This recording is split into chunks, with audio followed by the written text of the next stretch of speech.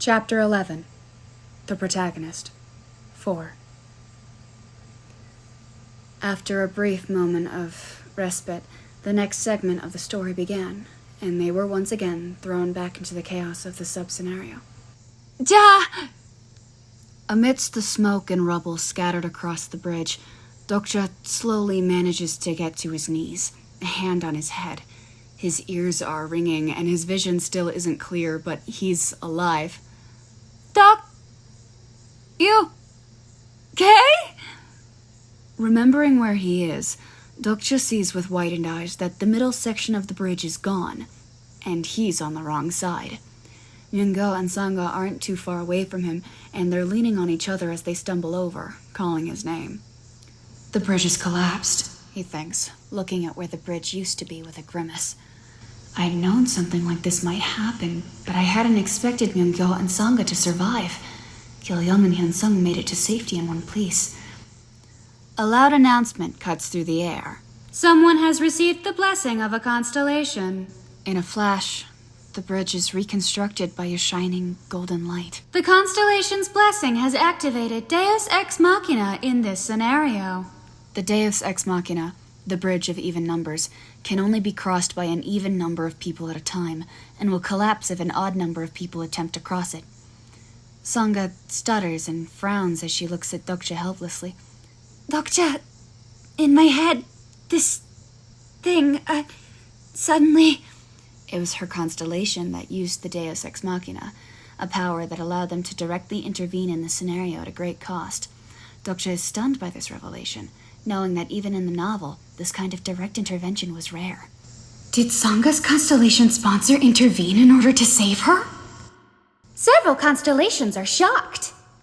The constellation prisoner of the golden headband is tearing out his hair in excitement. Even now, 4 scenarios in, seeing the Deus Ex Machina was a huge surprise. Yu Sangha looked somewhat flustered and embarrassed at the attention, her face going red.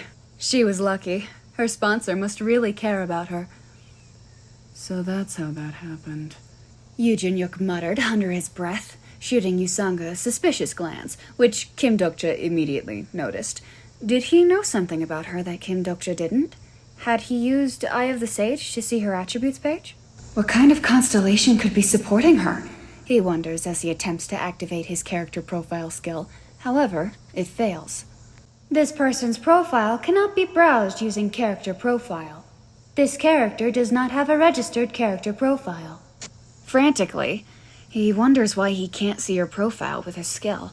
Maybe her constellation is blocking it, or perhaps she has a mental barrier skill. That doesn't seem likely, but he's thrown out of his thoughts when Sangha yells his name again. Dokja, behind you! He turns just in time to see a fist flying at his face. Barely managing to throw himself out of the way, Dokja sees the zombie that attacked him rush past. This isn't the time to be lost in thought. Quickly, he manages to categorize his opponent using his knowledge of TWSA. Tier 9 humanoid demon, a mutant species infected by the black aether. Once normal humans, humanoid demons are no different from zombies, but they can be quite dangerous if their host happens to be someone who is powerful. Unfortunately, this humanoid demon happens to be in the vessel of the delusional demon himself, of all people. Namun's eyes glow as he snarls, covered in blood, and launches himself towards Dokja again. The exclusive skill Omniscient Reader's Viewpoint has activated. Unfortunately, it also fails. This character does not possess a consciousness. Deactivated Omniscient Reader's Viewpoint.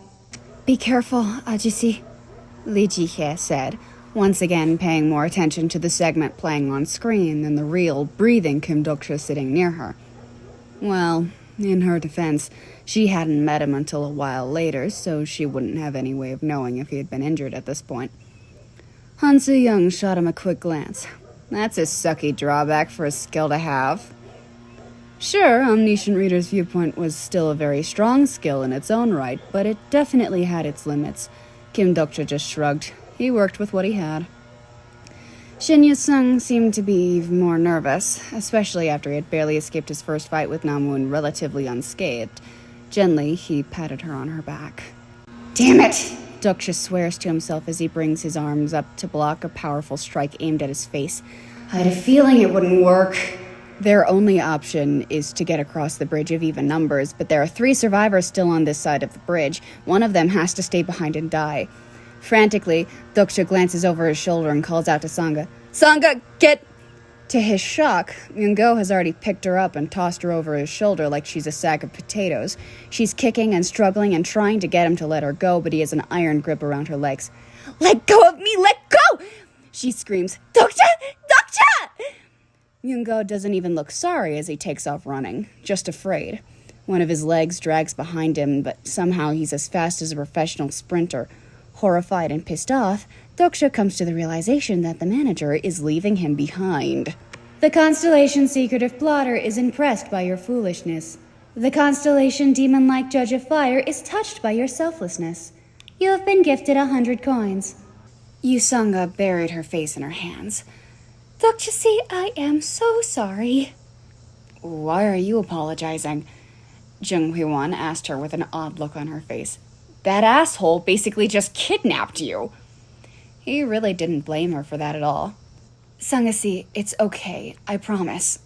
The constellation Abyssal Black Flame Dragon laughs at the misfortune of incarnation Kim Dokja.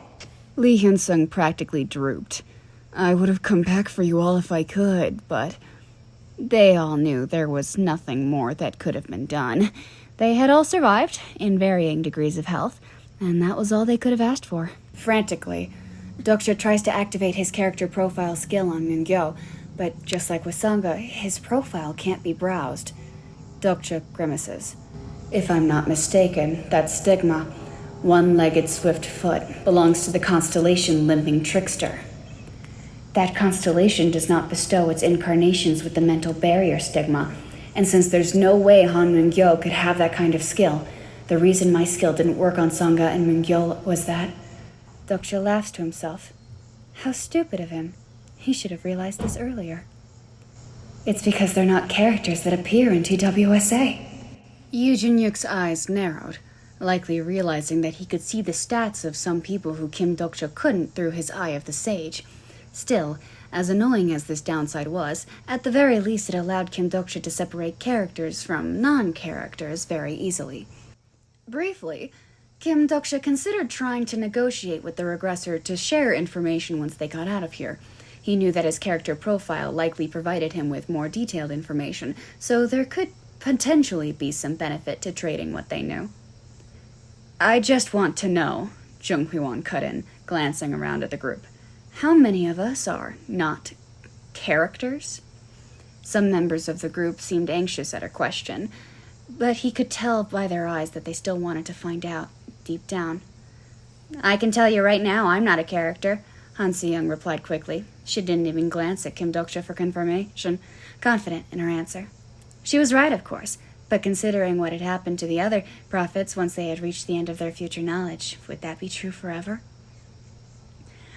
The others looked at Kim Doksha curiously. Since Han Se-young didn't want to say anything else, he sighed. "Out of our group, it's just me, Sangha, and Gil Young-hee." Jung Hwi-won had a confused frown on her face, likely remembering their conversation in the theater dungeon about how he didn't know her future. She had probably assumed it meant she wasn't a character either, unfortunately. Lee Ji-hye shifted uncomfortably, but still tried shooting Kim Doksha a weak smile. Shin Yu-sung's grip faltered slightly, but it was clear that she wasn't sure if she would be counting herself in their group or not for the purposes of his answer. Lee Gil-young just smiled and held on to him tighter, though. "That just means that Hyung still saved me even though you didn't know anything about me." "Well, yes, but..." "Many constellations are concerned." Well, considering they were also characters of TWSA, maybe they had a reason to be. The eyes of the constellation Secretive Plotter glint curiously. Well, except for maybe this one. Kim Doksha racked his brain in nearly encyclopedic memory of all things TWSA, but he still couldn't remember a single mention of a character named Secretive Plotter. He'd even gotten back through and double-checked through the text file once or twice to be sure. His brow furrowed as he scrutinized the indirect message. He had other theories, of course, but now he couldn't get the nagging thought out of his mind. Could it be possible that this constellation also, somehow, wasn't a character? His thoughts are cut off by Namun roaring at him, veins protruding from his skin. Many other humanoid demons rush forward alongside him, trying to overwhelm Dokcha with numbers, and Dokcha finds himself struggling to keep up. He thinks frantically, even as he punches, kicks, and trips his foes, knowing that he can't cross the bridge alone. Would grabbing a demon to cross with him work? No, probably not. There are only 15 minutes left until the end of the scenario, and the pressure is on. Wow, you're doing pretty well, the Dokebi calls, amused. Okay, is there any constellations who wishes to bless this poor incarnation? He waits a moment, eyes glimmering as Dokcha fights desperately against the overwhelming horde of humanoid demons still approaching him. Oh my, nobody? How unfortunate. Sangha and Mingyo have reached Oksu Station and reunited with Gilyoung and Hyunsung at least. Dokcha knows that his body can't handle much more of this fight. His back is against the wall, metaphorically, at least. In reality, he's pushed up against the edge of the bridge, with only a drop and a monster-filled river behind him. I might actually die this time, he thinks. Damn it! If only I had just one combat skill, it wouldn't be this hard! As if summoned, a blue glow appears above his head in the shape of a book. The exclusive skill Bookmark has activated. Huh? Bookmark? Your skills really went all in on the literature theme, didn't they? Han Se-young remarked with an amused glance in Kim Dokcha's direction. That was true, but it wasn't like he had a choice in the matter. Still, it fit him really well, so he wasn't complaining either. The pages of the holographic book flutter as it opens, and several screens appear in front of Dokcha in quick succession. Activating character bookmarks. Available bookmark slots, 3. Loading the list of bookmarks that can be activated. Finally, the skill finishes loading. List of bookmarked characters. 1. Delusional Demon Kim Na-moon, understanding 25. 2. Steel Blade Lee Hyun-sung, understanding 35. 3. Empty slot. I've read over 3,000 episodes of TWSA, but I've never read about this skill anywhere. I still understood instinctively how it worked. Activate bookmark number 1. As the enemies approach, the pages flutter once more, and Dokcha's head is filled with scenes of his interactions with Na-moon. Activating bookmark number 1. The activation time has been shortened due to the low level of the bookmark skill. Activation time, 1 minute. Instantly, an ominous purple aura surrounds Dokcha, exactly like the one Na-moon had in the subway. Your understanding of the character is low, so the character's skills were only partially activated. Activating Grimdark Awakening Level 1. Flicking out the knife he filched from Na-moon's corpse, Dokcha readies himself to fight against its reanimation. Behind him, a hologram of Na-moon appears in the purple aura. It's almost like Dokcha's body is being puppeteered by his recreation. Without hesitation, Dokcha steps forward and slices into the humanoid demon's neck with one smooth movement. Na-moon's body groans as it falls back to the ground, somehow managing to form words. I don't want to die. Dokcha just watches on with a stern expression, eyes cold. Your understanding of character Kim Na-moon has increased. Deactivated bookmark number 1. Lee Ji-hye frowned slightly before glancing at the others. Is it weird that I feel kind of bad for him, even though he was a bit of a psycho? If the Kim Na-moon of TWSA had heard her say that, he probably would have lost his mind. The only thing almost as legendary as his chuny tendencies was his eternal unrequited crush on Lee Ji-hye that somehow persisted throughout every single regression. Honestly, it was probably the most consistent thing in the novel other than Yoo Jin-yuk's sunfishness. Jung Hui-won sighed briefly. I don't think so. In the end, he just wanted to live as much as the rest of us, even if he made bad decisions before that. The constellation Abyssal Black Flame Dragon says that the decisions were great. Yeah, of course he'd think so. Lee Hyun-sung nodded in agreement with Jung Hui-won, but then looked over at Kim Dokcha. Dokcha-si, your skill is really interesting. It lets you copy other people's skills, right? That's right, Kim Dokcha confirmed, hoping that the man wouldn't take it too badly. Several constellations wonder about the probability of the bookmark skill. Lee Hyun-sung looked thoughtful. Have you ever used mine? Yes, Kim Dokcha admitted, allowing a small smile to cross his face. and it probably saved my life. Thank you, Hyun-sung-si. Lee Hyun-sung's smile grew then, like he was relieved to know that he was still able to protect others, even if he wasn't physically there. There are 10 minutes left of the scenario, and Deok-sha watches all the other enemies with a resigned smile on his face. He's exhausted already, but his heart speeds up in anticipation. He's late, Deok-sha says to himself in frustrated amusement, but he should be showing up any moment now. Further down the bridge, there's another explosion that throws the humanoid demons in the vicinity into the air. They turn their attention away from the easy prey, necks cracking and groans escaping their atrophied throats, wanting to attack the more interesting target. A mysterious man strides through the crowd with confidence, enemies falling easily at his feet. Upon seeing him, a shaky grin makes its way onto Deok-sha's face. There he is. And so, the protagonist himself enters the stage.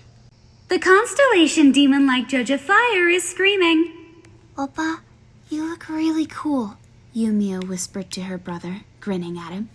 All the monsters are dying so easily. Well, what did she expect? It was Yoo Jin-hyuk himself, after all. The constellation demon-like judge of fire is excited for the meeting between the fated companions. The fated what now? The constellation demon-like judge of fire is greatly anticipating the reaction of incarnation Kim Deok-ja to incarnation Yoo Jin-hyuk. The constellation lily blooming in Aquarius is pleading for constellation demon-like judge of fire to stop screaming. What the heck was even happening in Eden?